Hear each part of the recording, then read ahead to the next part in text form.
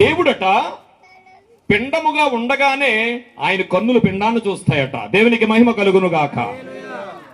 చదవండి. నేను పిండమునై ఉండగా నీ కన్నులు నన్ను చూచెను.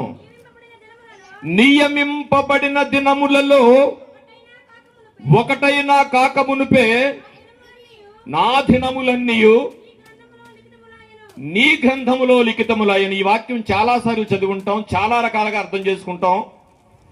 నేను మీకు ఎవరికి రాదని చెప్పట్లేదు, నాకు తెలిసిన విషయం మీకు చెప్పట్లేదు, అందరికీ తెలిసిందే.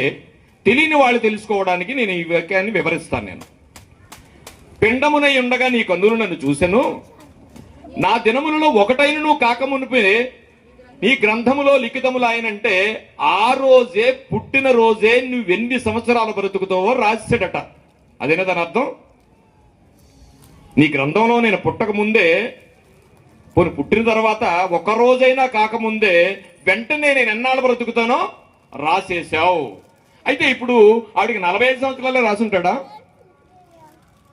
లేకపోతే చాలా మంది పిల్లలు యాక్సిడెంట్ చచ్చిపోతున్నారు 20 సంవత్సరాలు, నువ్వు 20 సంవత్సరాలు అని ఉంటాడా?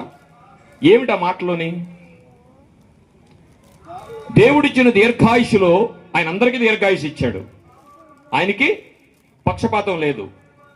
దేవుడిచ్చిన దీర్ఘాయుషులో మనిషి ఎందుకు అర్ధాయుషుగా మారిపోతున్నాడు? ఎందుకు భక్తులు హీనులు మారిపోతున్నారు? ఏమండి, మంచి పనులు చెడ్డ పనులు చేసిన వాళ్ళే మారిపోతున్నారు, అర్ధాయుషుగా మారిపోతున్నారు అనడానికి ఎంతమంది భక్తులు చచ్చిపోయారు? చాలా మంది చచ్చిపోయారు. అన్ని మనకు అక్కర్లేదు. పగడాల ప్రవీణ్ గారు కనిపిస్తున్నారు, అన్నగారు ఈయన కనిపిస్తున్నారు, ప్రకాష్ గారు కనిపిస్తున్నారు. వాళ్ళు ఎందుకు చచ్చిపోయారు? మామూలుగా చచ్చిపోయారా? మర్డర్ చేసి మరీ చచ్చిపోయారు. ఒక ఆయనేమో ఆరోగ్యం పాడైపోయి చచ్చిపోయారు, ఒక ఆయనేమో మర్డర్ చేయబడ్డాడు. ఏ దేవుడు ఆపలేడా? ఎందుకు చనిపోయారు? దేవునికి ఒక చట్టం ఉందండి, అది చాలా పరిశుద్ధమైంది. ఆయన కొన్ని ఆలోచనలు ఉన్నాయండి, ఆలోచనలు చాలా విచిత్రంగా ఉంటాయి. నీ మానవ మేధస్సు కందది అది. కానీ ఆ మానవ మేధస్సు కందని దేవుని యొక్క ఆలోచనలోకి మనం వెళితే మన మరణం ఏంటో, మరణం వెనకున్న మర్మం ఏంటో, ఎందుకు అర్ధాయుషులుగా ఆయన మార్చేస్తున్నాడో, ఆయన అన్యాయస్తుడు ఎంత కాదనుకున్నా మనం భక్తిలో ఉన్న ఒక అర్ధాయుషులో మన ఇంట్లో మన కుమారుడు చనిపోతే దేవుడిని పక్కన పెట్టేస్తామండి.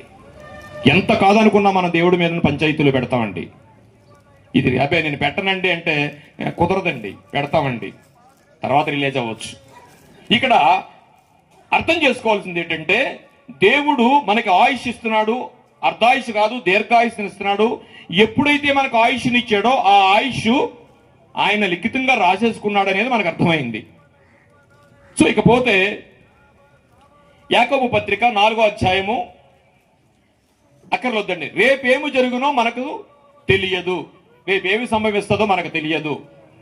ఇప్పుడు మనకు ఇంకోటి కూడా తెలుసు, మరణము యెహోవా వశము. అంటే మనం మరణిస్తున్నాం అనుకుంటే డెఫినెట్ గా దాని వెనక ఏముంటది?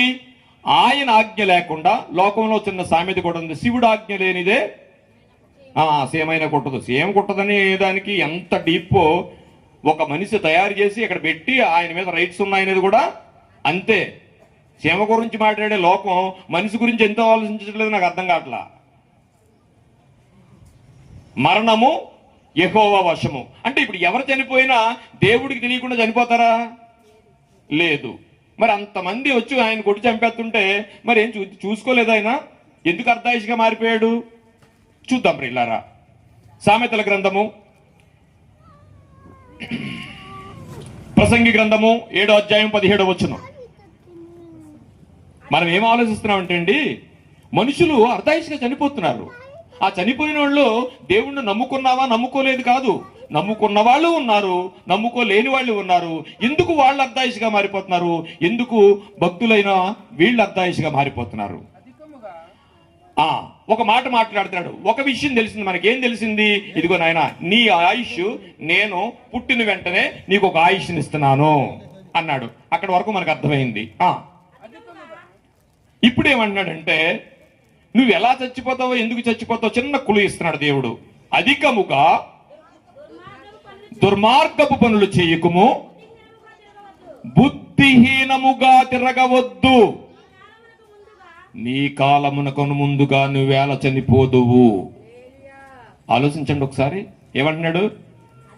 మన ఇంట్లో మన పిల్లాడిని అంటాం, బండి కొన్నానా అంటాడు, వద్దురా బాబు యాక్సిడెంట్లు అయిపోతున్నాయి అంటాడు, కుదరదు అంటాడు. కొంటావు, వారం రోజుల తర్వాత కాలు పైకెట్టి కట్టేస్తారు ఇలాగా. అప్పుడు నువ్వేమంటావు?